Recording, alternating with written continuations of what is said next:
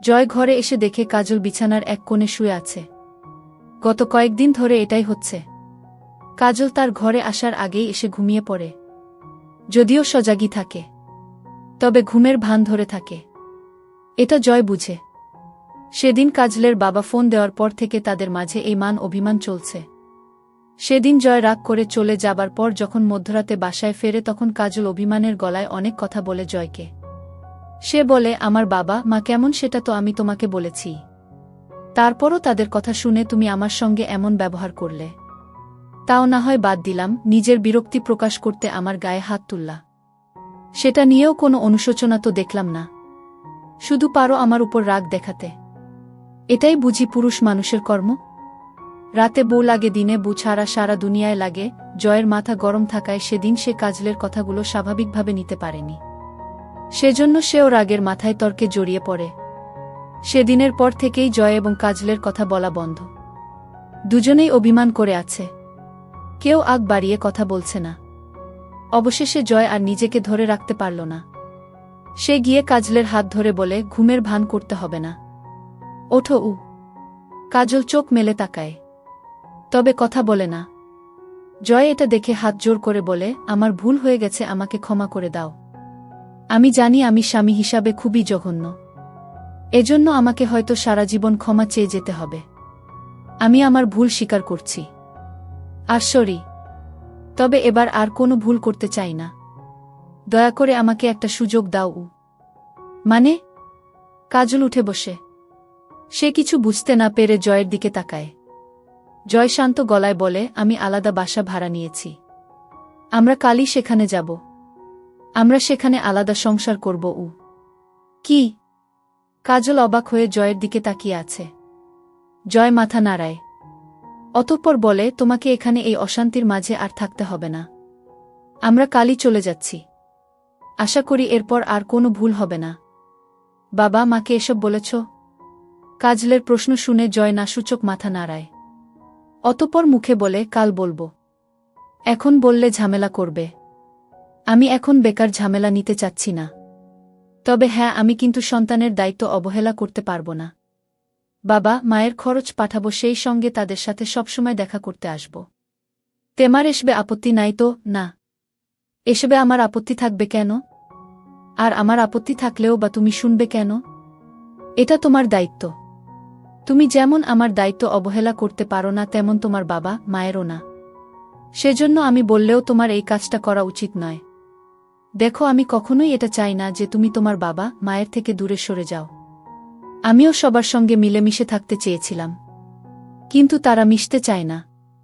আমি শুধু চেয়েছিলাম আমার এই খারাপ সময়ে তুমি আমার পাশে থাকো, আমাকে সঙ্গ দাও। আমি কিন্তু আলাদা সংসার চাইনি। গিয়ে কাজলের মুখে এসব কথা শুনে জয় খুব খুশি হয়। সে খুশি হয়ে কাজলকে জড়িয়ে ধরে, অতঃপর বলে, এজন্যই তোমাকে এত ভালোবাসি। আমি জানি তুমি আলাদা হতে চাও না, কিন্তু এক বাড়িতে থেকে আমার পক্ষে দুইটা সম্পর্ক মানিয়ে চলা সম্ভব নয়। তাই আমাকে নিজে থেকে এই সিদ্ধান্ত নিতে হলো। কাজল এসবে কথা বাড়ায় না। জয় নিজ থেকে তার সব ব্যবহারের জন্য ক্ষমা চায়। কাজলও ক্ষমা করে দেয়। কাজল জানে জয় ভুল করেছে, কিন্তু তার ক্ষমা না করা ছাড়া উপায় আছে? তাছাড়া জয় তো অন্য সবার মতো নয় যে ভুলটা বুঝতে পারে না। ভুলটা বুঝতে পারে, সেজন্য কাজল না চাইতেও তাকে ছাড়তে পারেনি কখনো, আর পারবেও না। কিন্তু সে আলাদা সংসার চায়নি। তবে একসাথে থেকে যখন শান্তি হচ্ছে না, তখন আলাদা হওয়া ভালো, এটাই সঠিক মনে করে নিল কাজল। বাবা বাসায় ফিরতে মা রাগান্বিত গলায় বলে, তোমার বড় মেয়ে ফোন দিয়েছিল, সে বিয়ে করছে শান্ত নামের কোন ছেলেকে। যদিও এটাই এই এলাকায় যে বখাটে ছেলেটা ছিল সেটা কিনা জানি না। হয়তো নতুন শহরে গিয়ে নতুন এক বখাটে জুটিয়েছে কপালে। এসব বাদ দাও তো, ও যা ইচ্ছা করুক, আমাদের তো আর টাকা পয়সা দেয় না, দিবেও না। তাহলে ও বিয়ে করুক না গিয়ে মরুক, তাতেও বা আমাদের কি? বাবার মুখে এই কথা শুনে মা মাথা নাড়ায়। অতঃপর বলে, তাও বললাম, তোমার আদরের মেয়ে ফোন করে তার সুখের গল্প শুনিয়েছে, সেটা তুমি না জানলে চলে? হ্যাঁ, অমনি আমার আদরের হয়ে গেল। মনে করে দেখো, বাচ্চার জন্য তুমিই কান্নাকাটি করছিলি। তোমার জন্যই তো পরিচয়হীন একটা মেয়ের পিছনে আমাকে এত খরচ করতে হলো। সব তোমার দোষ কি? বাবার মুখ দিয়ে এই কথা বের হতে মা ক্ষেপে গেল। অতঃপর যা হওয়ার তাই। যেই মানুষটি ভালো থাকতে তাদের ছেড়ে গেল তারা এখন তার কথা তুলে নিজেদের মাঝে তর্ক বাঁধিয়ে দেয়। শান্ত দরজা খুলে তার বাবা মাকে দেখে অবাক হল না। তাই হাসি মুখে বলে, তোমরা আরেকটু আগে আসতে পারতে। বিয়ের সময় থাকতে পারতে গু। এটা শুনে শান্তর বাবা রাগী চোখে তার দিকে তাকায়। অতঃপর বলে, এই শহরে তোমার চাচা থাকে, তার পরিবার তোমার বিয়ের দাওয়াত পেল না। সেখানে আমরা বিয়ের সময় আসলে তুমি ঢুকতে দিতে? মনে তো হয় না। শান্ত কথা না বাড়িয়ে দরজা ছেড়ে দেয়। বাবা দ্রুত পায়ে হেঁটে ভেতরে প্রবেশ করে। শান্তর বাবা এগিয়ে এসে আমার সামনে দাঁড়ায়। শান্তর মা এটা দেখে ভয়ে শান্তর দিকে তাকায়। শান্তর বাবা আমাকে পা থেকে মাথা অবধি দেখে বলে, বিশ্ব সুন্দরী তো না? আমার ছেলের মাথা খেলে কিভাবে? আমি তার এই কথাটি শুনে ভয়ে ভয়ে তার দিকে তাকাই। এই মুহূর্তে শান্তের বাবা মায়ের উপস্থিত আমি আশা করিনি। তার উপর এসেই সোজা এই প্রশ্ন। আমি কিছুটা ভীত হয়ে যাই। সেই মুহূর্তে অনুভব হলো আমার ডান হাতটি কেউ ধরেছে। আমি পাশে তাকাতে শান্তকে দেখতে পাই। সে আমার হাতটি শক্ত করে ধরে বলে, মাথা তো খাওয়ার জিনিস না বাবা। আমার মাথা তো ঠিক জায়গায় আছে। তা তোমার মাথা ঠিক জায়গায় আছে তো? না মানে মা আবার খেয়ে টেয়ে ফেলল না তো? এটা শুনে শান্তর বাবা বিরক্তি নিয়ে তার দিকে তাকায়। রাগী গলায় বলে, আমি তোমার সঙ্গে কথা বলতে চাই না। শান্তর বাবা মুখ ঘুরিয়ে আমার দিকে তাকায়। আমার চোখে চোখ রেখে বলে, তোমার ন্যূনতম লজ্জা করল না নিজের চেয়ে ছোট একটা ছেলেকে বিয়ে করতে? এটা ঠিক নয়। এই বোধটুকু তোমার নেই গি? প্লিজ ছাড়ো না এসব। বিয়ে তো হয়ে গেছে গি। শান্তর মায়ের কথায় কোনো গুরুত্ব না দিয়ে শান্তর বাবা আমাকে আবার বলে, কি হলো বলো? এতটুকু বোধ নেই তোমার? বয়স বাতাসে বাড়ছে, কোথায় লেখা আছে যে বয়সে ছোট এমন ছেলেকে বিয়ে করা যাবে না? ওর বয়স বাতাসে না বাড়লেও তোমার বয়স বাতাসে বেড়েছে। তা তোমার পাকা চুল দেখেই বোঝা যাচ্ছে। নয়তো এসব আজগুবি কথা বলতেই না গি। শান্ত মজার সুরে কথাগুলো বলায় তার বাবা রেগে বলে, আমি তোমার সঙ্গে কথা বলছি না। আর না আমি জোকার যে তুমি আমার সঙ্গে মজা করছো। আমি এই মেয়েটার সঙ্গে কথা বলছি গি। এই মেয়েটা আমার বউ, আমার স্ত্রী। তোমার কোনো প্রশ্ন যদি তার সম্মানে লাগে তবে জবাব তো আমিই দিব, তাই না? হ্যাঁ, তোমার ছেলের হওয়ার জন্য তোমায় কষ্ট দিতে চাই না তাই মজার সঙ্গে জবাব দিচ্ছে। কিন্তু এমন কোনো শব্দ বা বাক্য আমার স্ত্রীর উদ্দেশ্যে বলো না যেটার জন্য আমাকেও কঠিন হতে হয়। শান্তর মুখে এমন কথা শুনে তার বাবা প্রচণ্ড রাগ নিয়ে তার গালে একটি থাপ্পড় বসিয়ে দেয়। অতঃপর বলে, 2 দিনের পরিচয় এত পাগল হয়ে গেছো যে এই মেয়ের জন্য আমাকে হুমকি দিচ্ছ গো? না, আমি শুধু বলছি আমার স্ত্রীর সম্মান রক্ষা করার দায়িত্ব আমার, আর আমি সেটা করব গো। শান্তর এই কথাটির মাঝে কিছু একটা ছিল। আমি বিস্ময় নিয়ে তার দিকে তাকাই। শান্তর বাবাও কয়েক মুহূর্তের জন্য থেমে যায়। পরক্ষণে বলে, বাহ, সম্মান সম্মান শিখে গেছ তো। আমার সম্মানটা ডোবাতে লজ্জা করল না? এখন সম্মানের কথা বলছ? এই সম্মান রক্ষার শিক্ষা পেলে কোথায়? যেটা বাবা মায়ের সম্মানের কথা না ভেবে শুধু স্ত্রীর কথা ভাবে? তোমার থেকেই তো শিখেছি গু। শান্তর মুখে এই কথা শুনে তার বাবা মা দুজনেই হচকিয়ে যায়।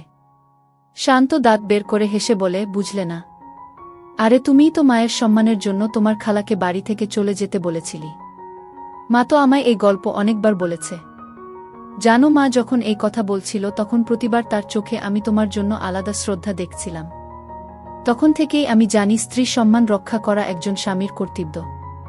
শুধুমাত্র ভরণপোষণ দিলেই হয়। একজন স্ত্রীকে সংসারে তার যথাযথ সম্মান দেওয়াটাও একজন স্বামীর দায়িত্ব। আর বাকি রইল বাবা মায়ের সম্মান ডোবানো। আমি তো ডোবাতে চাইনি। তোমরা বাবা মা হয়ে যদি সন্তানের ভালোতে সঙ্গ না দিতে পারো এখানে আমার কি করার আছে বলো? তাছাড়া এখনও সম্মান যায়নি। আত্মীয় স্বজন কেউ তো জানে না। তুমি বরং এক কাজ করো, আমাদের এলাকায় আমাদের বিয়ের অনুষ্ঠানের ব্যবস্থা করে ফেলো। সবার কাছে বলবে পরিবারের সম্মতিতেই এই বিয়ে হয়েছে। তাহলে তোমার সম্মানটাও বেঁচে যাবে। শান্তর বাবা তার কথা শুনে চুপ করে যায়। সে কোনো কথা না বলে পাশে থাকা চেয়ারটি টেনে বসে। অতঃপর বলে, শান্তর মা দেখো পানি কোথায় আছে, আমার জন্য এক গ্লাস নিয়ে এসো। এটা শুনে শান্তর মা এগিয়ে যেতে নিলে শান্ত চোখের ইশারায় থামিয়ে দেয়। শান্ত আমার দিকে তাকাতে আমি বুঝলাম শান্ত আমাকে পানি এনে দিতে বলছে। আমি তাই করলাম। আমি এক গ্লাস পানি নিয়ে এসে শান্তর বাবার দিকে এগিয়ে দিলাম। যদিও ভয় হচ্ছিল সে এতে আরও রেগে না যায়। শান্তর বাবা আমার দিকে তাকিয়ে পানির গ্লাসটা নিয়ে শান্তর দিকে তাকায়। অতঃপর বলে, বু, তোমার ভীষণ কথা শোনে তো। তাকাতেই বুঝে গেল তুমি কি বলছ। এই সরলতা দেখে পটে গেছ না? আরে এটাই নারীদের চাল। তুমি তো বুঝতেই পারছ না, তাই প্রেমের মোহে ভুল করছ গো। পানিটা খাও। শান্ত ঠান্ডা গলায় কথাটি বলে। শান্তর বাবা পানি খেয়ে নেয়। পানিটা শেষ করে গ্লাসটা এগিয়ে দিতে আমি হাত বাড়াই। শান্তর বাবা এটা দেখে বিরক্ত হয়ে বলে, এখন একেবারে সেবা করার কত আগ্রহ। যাক না, দুদিন তারপর দেখবে অন্য রূপকু একই রকম থাকলে তোমার আর অভিযোগ থাকবে না বলছ। শান্তর কথা শুনে শান্তর বাবা তার মায়ের দিকে তাকিয়ে বলে, তোমার ছেলেকে থামতে বলো। এই মেয়ের হয়ে সাফাই আমি শুনতে চাই না। তোমার ছেলে বেশি বেশি করছে। তুমিও বা এত রেগে যাচ্ছ কেন? তুমি তো জানতে আমরা এখানে আসার আগে ওরা বিয়ে করে নিবে। আমি তো তোমায় বোঝালাম এখন। আরে তুমি থামো তো। এই মেয়ের মুখ দেখেই তো আমার মাথা গরম হয়ে যাচ্ছে। একে আমি মেনে নিব? একে এলাকায় নিয়ে গেলে আমার মান সম্মান কিছু থাকবে? আমি মুখ দেখাতে পারব এমন মেয়েকে? বাবাকে থামিয়ে দিয়ে শান্ত বলে, আমার বুকে নিয়ে পরনিন্দা পরচর্চা করতে হলে বাসার বাহিরে যাও বাবা। আমি আমার কানে এসব শুনতে পারব না। শান্ত এবার বেশি হয়ে যাচ্ছে। এত পাগল হয়েছ এই মেয়ের জন্য? এই মেয়ের মধ্যে কি দেখেছ তুমি? একটা বুড়ি মেয়ে। বাবাগু। শান্ত চিৎকার করে কথাটি বলতে তার বাবা থেমে যায়। শান্ত রাগান্বিত গলায় বলে, আমি তোমায় বলেছি না ও আমার স্ত্রী? ওর সম্মান রাখার দায়িত্ব নিয়েছি আমি। আমি তোমার মুখে ওর সম্পর্কে একটা বাজে কথাও শুনতে চাই না গে। শান্তর বাবা মা দুজনেই অবাক হয়ে তার দিকে তাকিয়ে আছে। এত রাগ নিয়ে শান্ত কখনো তাদের সঙ্গে কথা বলেনি। সে যা বলেছে সবসময় হাসি মুখে বলেছে, সেটা ভালো কথা হোক খারাপ কথা। শান্ত তার বাবার দিকে এগিয়ে যায়। অতঃপর বলে, তোমার বুকে কেউ অসম্মান করলে তোমার যেমন লাগে আমারও তেমনি লাগে। নেহাত তুমি আমার বাবা, তাই আমি ভদ্রভাবে বলছি, প্লিজ বাবা এমন কিছু বলো না বা করো না যাতে আমি ভুলে যাই তুমি আমার বাবা গু। তুমি মনে রেখেছ বুঝি আমরা তোমার বাবা মা? শান্তর বাবা এবার নরম গলায় কথাটি বলেন। তিনি শান্তর চিৎকার করে বলা কথায় যে কষ্ট পেয়েছেন সেটা তার কণ্ঠস্বর শুনে বোঝা যাচ্ছে। শান্ত বুঝতে পারল, তাই বলে, তুমি শুধু বয়সের সংখ্যাটা দেখেছ বাবা, তাই তোমার মনে হচ্ছে ও বুড়ি। কিন্তু বয়সটা বাদ দিয়ে শুধু ওকে দেখো, তাহলে তুমি ঠিকই ওর মাঝে তোমার ছেলের বউ হিসাবে যেমন মেয়ে চাচ্ছিলে তেমন মেয়ে দেখতে পাবে গু। এই কথা বলে শান্ত থেমে আমার দিকে তাকিয়ে বলে, বাবা মা অনেকক্ষণ হলো এসেছে, যাও চা বানিয়ে নিয়ে আসো, রান্নাঘরে সব রাখা আছে গু। আমি অবাক হয়ে শান্তর দিকে তাকালাম। আমার অবাক হওয়ার কারণ শান্ত আমাকে তুমি করে বলছে। এটা অজান্তে বলছে নাকি ইচ্ছাকৃত বুঝতে পারছিলাম না। তবে আমি এসব নিয়ে না ভেবে শান্তর কথামতো রান্নাঘরে চলে আসলাম। আমি রান্নাঘরে এসে চা বানানোর জন্য সব খুঁজছিলাম। এখান থেকে অবশ্য শান্তদের সব কথা শোনা যায়। আমি শান্তর কথা শুনে পুরো বাকরুদ্ধ হয়ে গেলাম। শান্ত যে আমার জন্য কতটা পারফেক্ট তা তার কথায় আমি বুঝে গেলাম। শান্তর কথা শুনতে আমার চোখ দিয়ে 2 ফোঁটা অশ্রু গড়িয়ে পড়ল। শান্ত তার বাবার হাত ধরে নরম গলায় বলে, বাবা সরি, ছোটবেলা থেকে কখনো তোমার অবাধ্য হইনি।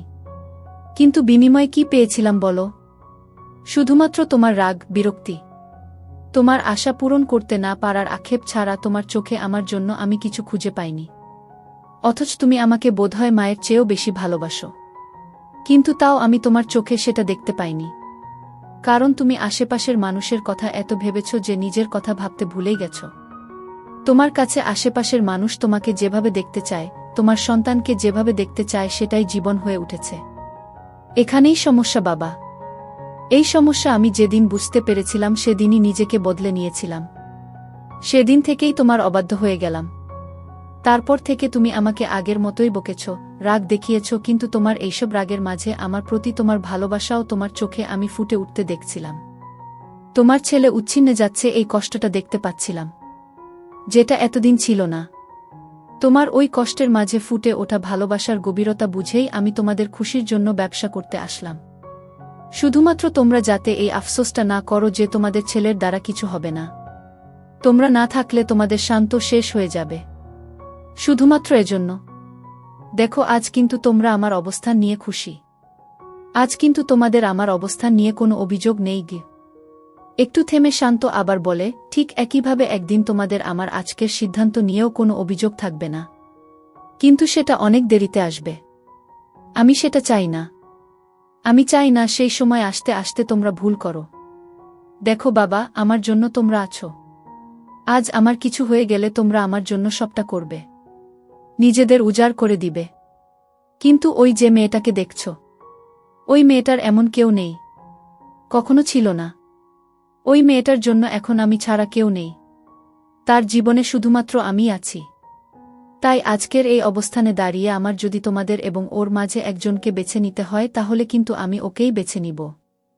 কারণ আমি জানি দিন শেষে তোমরা আমার কাছে ঠিকই ফিরে আসবে। কিন্তু একটা সম্পর্কের স্বপ্ন দেখিয়ে আজ যদি আমি তাকে ছেড়ে দেই, তাহলে সে শেষ হয়ে যাবে। নিষ্ঠুর এই পৃথিবীতে আমি তার গল্পে নিষ্ঠুরতা হয়ে বেঁচে থাকব, যেখানে দাঁড়িয়ে তার উঠে দাঁড়ানোর মতো শক্তি থাকবে না বাবা। ওই মানুষটির দিকে যদি তখন কেউ হাত বাড়িয়ে দেয়, তবে সে ভরসা করে সেই হাতে হাত রাখতে পারবে না। আমি এমনটা চাই না বাবাগু। শান্তর কথা শুনে তার বাবা মা দুজনেই হতভম্ব হয়ে যায়। শান্ত আবার বলে, পুষ্প বয়স এখন 29, অথচ এই 29 বছরের জীবনে সে 28 বছরের বেশি সময় ধরে কখনো হাসেনি, শুধু কান্নাই করেছে। যদিও বা তার মুখে হাসি দেখা দিয়েছে, সেটা ছিল অভিনয়। জানো বাবা, যে যখন রোজ পাড়ার মোড়ের দোকান পেরিয়ে অফিসে যেত, আমি তখন তাকে দেখতাম। এক রাজ্যের মলিনতা তার মুখে ফুটে উঠত, আর ওই বিষণ্ণ মুখ দেখে দোকানের সবাই হাসাহাসিতে মেতে উঠত। তখন আমি কষ্ট হতো, আমার মনে হতো এই মেয়েটা খুব দুঃখী। অতঃপর একদিন হঠাৎ করে তার সঙ্গে কথা হলো। সেদিন সেই মুহূর্তে আমার মনে হলো এই মেয়েটার একটু হাসির প্রয়োজন, যেটা তার সামান্য পরিবর্তন দ্বারা হতে পারে। তাই ভাবলাম আমি একটু চেষ্টা করে দেখি না, যদি তার মলিন মুখে হাসি ফোটাতে পারি। এভাবেই তার মুখে হাসি ফোটাতে, তার ভালো থাকা দেখতে গিয়ে কোনো এক মুহূর্তে তার প্রেমে পড়ে গেছি। আমি জানি এসব কিভাবে হলো, কখন হলো। আমি শুধু জানি আমি তার মায়ে জড়িয়ে গেছি, একইভাবে সেও আমার মায়ে জড়িয়ে গেছে। অতঃপর আমি চাইলেও তার হাতটা ছাড়তে পারতাম না, তাই হাতটা ধরে নিলাম। এখানে কোনো ভুল নেই বাবা। পুষ্প খুশি, আমি খুশি। চাইলে আমাদের পুরো পরিবার খুশি হতে পারে, যদি তোমরা সমাজের মানুষের কথা না ভেবে শুধু আমাদের কথা ভাবো। তোমার সন্তানের কথা ভাবো। আমার উপর ভরসা করে একবার ওকে মেনে নাও বাবা। বিশ্বাস করো, আমি সারা দুনিয়ার সঙ্গে লড়াই করতে পারবো, কিন্তু তোমাদের সঙ্গে পারবো না। বলতে পারো আমি চাই না তোমাদের সঙ্গে লড়াই করতে। এই অবস্থায় তোমরা যদি রাগ করো থাকো, তাহলে আমাকে ওই মেয়েটার হাত ধরে তোমাদের বিদায় জানাতে হবে। এটা আমাকে করতেই হবে বাবাগু। এই পর্যায়ে শান্তর চোখে পানি চলে আসে। সেটা লক্ষ্য করে তার বাবা মাও নরম হয়ে যায়। তারা কোনো কথা বলতে পারে না। শান্ত নিজেই বলে, আমি জানি বাবা, আমার স্থানে তুমি থাকলে তুমিও এটাই করতে। তুমি সারা জীবন তোমার কলিগের ছেলে মেয়েরা কি হয়েছে বা কি করছে এটা ভেবে আমার উপর সব চাপিয়ে দিলেও কখনো মায়ের উপর কিছু চাপিয়ে দাওনি। আমি তোমাকে কখনো বলতে শুনিনি, আমার এই কলিগের স্ত্রী এভাবে সেজে থাকে, তুমি থাকো না কেন? আমি সবসময় দেখেছি তুমি মা যেভাবেই থাকুক তাতেই বলেছ সুন্দর লাগছে। তাই নিঃসন্দেহে এই গুণটা আমি তোমার থেকেই পেয়েছি। তবে হ্যাঁ, আমি চাই না তোমরা আমার থেকে মুখ ফিরিয়ে নাও। তাই সন্তান হিসাবে অনুরোধ করছি, আমাদের সঙ্গ দাও। বিয়ের মুহূর্তে আমার তোমাদের কথা মনে পড়ছিল, খুব একা অনুভব হচ্ছিল। আমি চাই না এই অনুভবটা আর হোক। এবার সিদ্ধান্ত তোমরা নাও। শান্তর কথা শুনে তার বাবা মা দুজনেই চুপ থাকে। তারা কোনো কথা বলে না। শান্ত চুপ করে একপাশে বসে। আমি রান্নাঘর থেকে এসব শুনে নীরবে কান্না করছি। না, এটা দুঃখের নয়, সুখের কান্না। শান্তর মতো জীবনসঙ্গী পাওয়ার সুখের পুরো ঘর জুড়ে নীরবতা বিরাজ করছে। নিজেকে সামলে আমি চা নিয়ে বসার ঘরে গেলাম। শান্ত, তার বাবা মা সবাই নিশ্চুপ হয়ে বসে আছে। এই মুহূর্তে চা কার দিকে এগিয়ে দিব বুঝতে না পেরে আমি দাঁড়িয়ে রইলাম। পুরো ঘর জুড়ে নীরবতা বিরাজ করছে, সবাই নিশ্চুপ, কারো মুখে কোনো শব্দ নেই। আমি এক কোণে মগে চা নিয়ে দাঁড়িয়ে আছি। আমাকে এভাবে দাঁড়িয়ে থাকতে দেখে শান্তর বাবা বলে, এখন কেউ চা খাবে না, যাও ওটা ফ্লাক্সে রেখে দাও।